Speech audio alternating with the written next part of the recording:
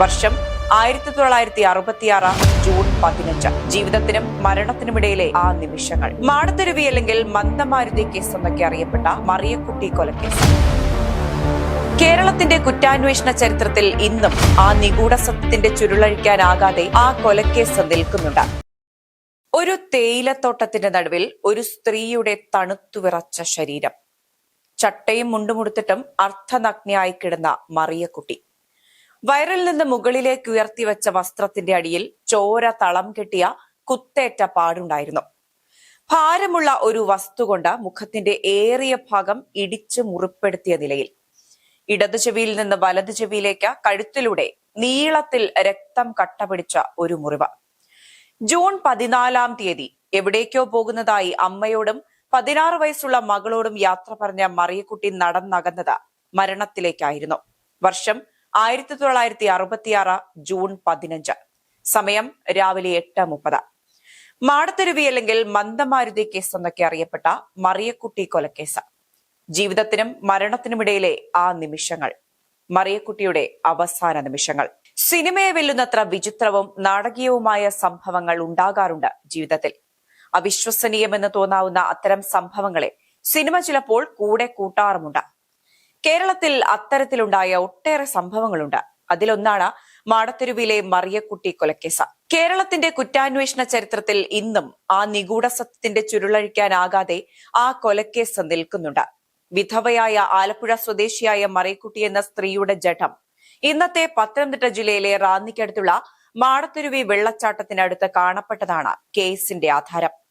ക്രൈസ്തവ പുരോഹിതൻ അറസ്റ്റ് ചെയ്യപ്പെട്ട ഇന്ത്യയിലെ തന്നെ ആദ്യത്തെ കൊലക്കേസ് ഇതാണെന്ന് പറയപ്പെടുന്നു. പ്രതിയായ ഫാദർ ബെനഡിക്ട് ഓണക്കുളത്തിന് സെഷൻസ് കോടതി വിധിച്ചത് വധശിക്ഷ. എന്നാൽ സംശയത്തിന്റെ ആനുകൂല്യം നൽകി കുറ്റക്കാരനല്ലെന്ന് കണ്ട ഹൈക്കോടതി പിന്നീട് ഇദ്ദേഹത്തെ വെറുതെ വിട്ടു. മന്ദമരുതി എന്ന സ്ഥലത്തിനടുത്ത് മാടത്തരുവി എന്ന അരുവിയുടെ ഓരത്ത് തേയിലത്തോട്ടത്തിൽ ഒരു സ്ത്രീയെ കുത്തേറ്റ് മരിച്ച നിലയിൽ കണ്ടെത്തി എന്ന വാർത്തയാണ് അന്ന് രാവിലെ ഉറക്കമുണർന്ന ഗ്രാമവാസികൾ കേട്ടത്.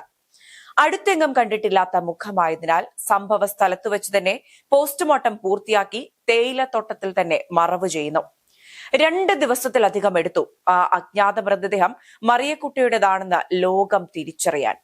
ബെനഡിക്ട് ഓണംകുളം എന്ന സുറിയാനി കത്തോലിക്ക പുരോഹിതനാണ് കുറ്റവാളി എന്ന ആരോപണമാണ് കേസിലേക്ക് വ്യാപകമായ മാധ്യമ ശ്രദ്ധയും ജനശ്രദ്ധയും ആകർഷിച്ചത്. ഇളയ കുട്ടി അച്ഛന്റേതെന്ന് പറഞ്ഞ ഭീഷണിപ്പെടുത്തിയിരുന്ന മറിയക്കുട്ടിയെ എന്നേക്കുമായി ഒഴിവാക്കാൻ സ്നേഹം നടിച്ച് കൂട്ടിക്കൊണ്ടുപോയി മാടത്തരുവിക്ക് സമീപം വെച്ച ക്രൂരമായി കൊലപ്പെടുത്തി എന്നായിരുന്നു പ്രോസിക്യൂഷൻ കേസ്. മറിയക്കുട്ടി മക്കളുമൊത്ത് അമ്മയുടെ കൂടെയായിരുന്നു താമസിച്ചിരുന്നത്. ആലപ്പുഴ പട്ടണത്തിലുള്ള അവലൂക്കുന്നിലായിരുന്നു അവരുടെ വീട്. പള്ളിയുമായി വെറും 3 മൈൽ മാത്രം ദൂരം. 3 വിവാഹങ്ങളിലായി 4 മക്കളുണ്ടായിരുന്നു മറിയക്കുട്ടിക്ക്. തന്റെ 3ാം ഭർത്താവ് തളർവാദം പിടിച്ചു കിടക്കുമ്പോഴാണ് മറിയക്കുട്ടിക്ക് ഒരു കുഞ്ഞുകൂടി പിറക്കുന്നത്. തളർവാദം പിടിച്ചു കിടക്കുന്ന ഭർത്താവിൽ മറിയക്കുട്ടിക്ക് എങ്ങനെ ഒരു കുഞ്ഞു പിറന്നു എന്ന ചോദ്യം നാട്ടിൽ ഉയരുകയാണ്. ഫാദർ ബെനഡിക്ട് ഓണക്കുളവുമായി മറിയക്കുട്ടിക്ക് ബന്ധമുണ്ടായിരുന്നുവെന്നും ഇളയകുട്ടി ആ പുരോഹിതനിൽ ഉണ്ടായതാണെന്നുമാണ് നാട്ടുകാരുടെ ഭാഷ്യം. ഇളയകുട്ടിയുമൊത്ത് ഫാദർ ബെനഡിക്ട് ഓണക്കുളത്തെ കാണാൻ പോകുന്നതും പണവുമായി തിരികെ വരുന്നതും മറിയക്കുട്ടി ഒരു പതിവാക്കി. മറിയക്കുട്ടി മരിക്കുന്നതിന് തലേ ദിവസവും മറിയക്കുട്ടി വീട്ടിൽ നിന്ന് പുറപ്പെട്ടു. എന്നാൽ അന്ന് മകനെ കൂടെ കൂട്ടിയിരുന്നില്ല.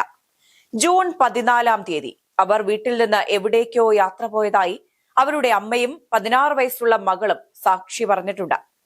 അതിനു മുൻപ് ജൂൺ 4 മറിയക്കുട്ടിയും ഫാദർ ബെനഡിക്റ്റും തമ്മിൽ ചങ്ങനാശ്ശേരിയിൽ കണ്ടുമുട്ടിയിരുന്നു. അരമനയ്ക്ക് പുറത്തായി ഒരു ബുക്ക് ഡിപ്പോയുടെ ചുമതല ഫാദർ ബെനഡിക്റ്റ് ആണ് വഹിച്ചിരുന്നത്.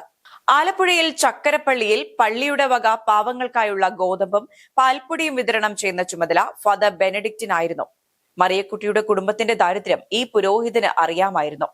അവർക്ക് ആവശ്യമുള്ളപ്പോഴെല്ലാം പള്ളിവക സാമ്പത്തിക സഹായങ്ങളും അച്ഛൻ വഴി ചെയ്തു കൊടുത്തിട്ടുണ്ട്.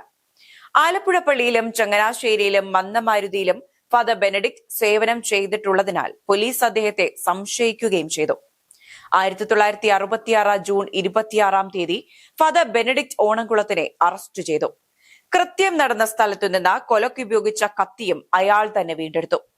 വിവാഹം കഴിക്കണമെന്ന മറിയക്കുട്ടി നിർബന്ധം പിടിച്ചപ്പോൾ ഒഴിവാക്കാനായി കൊലപ്പെടുത്തി എന്നാണ് പോലീസ് ഭാഷ്യം. കൊല്ലം ജില്ലാ സെഷൻസ് കോടതിയിലായിരുന്നു വിചാരണ. ജഡ്ജി പി കുഞ്ഞിരാമൻ വൈദ്യർ പ്രതിയെ 5 വർഷം തടവിനും മരണം വരെ തൂക്കിക്കൊല്ലാനും വിധിച്ചു. കീഴ്വഴക്കം പോലെ പേനയുടെ നിബ്ബ് കുത്തിയൊടിച്ചു. ഹൈക്കോടതിയിൽ അപ്പീൽ പോയ ഈ കേസിൽ കീഴ്ക്കോടതിയുടെ വിധി റദ്ദാക്കി. കുറ്റം തെളിയിക്കാൻ പ്രോസിക്യൂഷന് കഴിഞ്ഞില്ലെന്ന് ഹൈക്കോടതിയുടെ വിധിയിൽ പറയുന്നു. വിധിയുടെ അടുത്ത ദിവസം തിരുവനന്തപുരം ജയിലിൽ നിന്നും അദ്ദേഹം മോചിതനാക്കപ്പെട്ടു.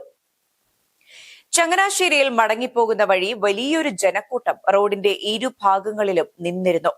ചങ്ങനാശ്ശേരിയിൽ തിങ്ങിക്കൂടിയിരുന്ന ജനങ്ങൾ അദ്ദേഹത്തിന് സ്വീകരണം നൽകി. പിന്നീട് അദ്ദേഹം കന്യാകുമാരിയിലുള്ള ഒരു മിഷനിൽ അജ്ഞാതനായി സേവനം ചെയ്യുകയായിരുന്നു. എന്നാൽ കഥ ഇവിടെ അവസാനിക്കുന്നില്ല. അവിചാരിതമായി ഉണ്ടായ ട്വിസ്റ്റിലാണ് മറിയക്കുട്ടി കൊലപാതകം പ്രസിദ്ധമാകുന്നത്. മറിയക്കുട്ടി കൊലക്കേസിന് 35 വർഷങ്ങൾക്ക് ശേഷം ഒരു ഡോക്ടറുടെ 94 വയസ്സുള്ള വിധവയും കുടുംബവും ഫാദർ ബെനഡിക്ട് ഓണക്കുളത്തെ കാണാനെത്തുന്നു. മറിയക്കുട്ടി മരിച്ചത് എങ്ങനെ എന്നുള്ള സത്യാവസ്ഥ ബോധിപ്പിക്കാൻ ഫാദറിനെ സന്ദർശിച്ചുവെന്ന് കുറച്ചുകൂടി വ്യക്തമായി പറയാം. 2000 ആണ്ട് ജനുവരി 14 ഡോക്ടറുടെ വിധവ മുടിയൂർക്കര നഴ്സിംഗ് ഹോമിൽ താമസിച്ചിരുന്ന ഫാദറിനെ സന്ദർശിച്ചു. മറിയക്കുട്ടിയുടെ മരണത്തിന് കാരണക്കാരൻ തന്റെ ഭർത്താവാണെന്ന് അവർ അദ്ദേഹത്തെ അറിയിച്ചു. വിധവയായ ഈ സ്ത്രീയുടെ ഡോക്ടറായ ഭർത്താവ് ഗർഭിണിയായ മറിയക്കുട്ടിയിൽ ഗർഭചിത്രം നടത്തിയിരുന്നു. ഗർഭം അലസിപ്പിക്കുന്നതിനിടയിൽ അവർ മരിച്ചുപോയെന്നും മറിയക്കുട്ടിയുടെ ഗർഭത്തിലുള്ള കുഞ്ഞിന്റെ കാരണക്കാരൻ ഒരു എസ്റ്റേറ്റ് ഉടമയായിരുന്നുവെന്നും ആ സ്ത്രീ പറഞ്ഞുവത്രേ. ഫാദർ ബെനഡിക്റ്റിനെ കൊടുക്കാൻ എസ്റ്റേറ്റ് ഉടമ എല്ലാ സാഹചര്യ തെളിവുകൾ ഉപയോഗിച്ചും മേലധികാരികളെ സ്വാധീനിച്ചും പണം ചെലവാക്കിയും ശവശരീരം മന്ദമാരുതിയിൽ ഉപേക്ഷിക്കുകയായിരുന്നു. അതൊരു കൊലപാതകമാക്കി തീർക്കുകയായിരുന്നു എന്നുമൊക്കെയുള്ള പുതിയ കഥകളാണ് ആ സ്ത്രീ അന്ന് ഫാദറിനോട് പറഞ്ഞത്. തന്നെ ചതിച്ച് ഗർഭിണിയാക്കിയത് ആരാണെന്ന് മരിക്കുന്നതിന് മുൻപ് മറിയക്കുട്ടി ഫാദർ ബെനഡിക്റ്റിനോട് പറഞ്ഞിരുന്നുവെന്നും വാർത്തകളുണ്ടായിരുന്നു. കുമ്പസാരത്തിലാണ് മറിയക്കുട്ടി ഇക്കാര്യം അച്ഛനോട് വെളിപ്പെടുത്തിയത്. കുമ്പസാര രഹസ്യമായ യഥാർത്ഥ കൊലയാളിയുടെ വിവരം കോടതിക്ക് കൈമാറാൻ തയ്യാറാകാതെ ശിക്ഷ ഏറ്റുവാങ്ങാൻ മടികാട്ടാതിരുന്ന വികാരി ഒടുവിൽ കുറ്റക്കാരനല്ല എന്ന് തെളിഞ്ഞത് പിൽക്കാലത്തും വൻ വാർത്തയായിട്ടുണ്ട്. പിന്നീട് അതിരമ്പുഴയിൽ വിശ്രമ ജീവിതം നയിച്ച ഫാദർ ബെനഡിക്ട് 2001 ജനുവരി 11 അന്തരിച്ചു. അന്ന് ഒരു വിശുദ്ധന്റെ മരണമെന്നോണം ആ മരണം ആഘോഷിക്കപ്പെട്ടു. പക്ഷേ ചോദ്യങ്ങൾ ബാക്കിയാണ്. ജഡ്ജിയുടെ ചോദ്യം ചെയ്യലിൽ മറിയക്കുട്ടിയെ അറിയില്ല എന്ന് ഫാദർ എന്തിനു പറഞ്ഞു? കൃത്യം നടന്ന സ്ഥലത്തുനിന്ന് എങ്ങനെ കൃത്യമായി കൊല ചെയ്യാൻ ഉപയോഗിച്ച കത്തി കണ്ടെത്തി? ഓപ്പറേഷൻ ടേബിളിൽ മരിച്ച ഒരു സ്ത്രീയുടെ മരണം കൊലപാതകമാക്കിയതിന് പിന്നിൽ എന്ത് ചേതോവികാരമാണുള്ളത്? ചോദ്യങ്ങൾ അനവധി ബാക്കിയാണെങ്കിലും ഫാദർ ബെനഡിക്ട് ഓണംകുളം ഇന്നറിയപ്പെടുന്നത് സഭയുടെ തന്നെ സഹനത്തിന്റെ ഇടയനായാണ്.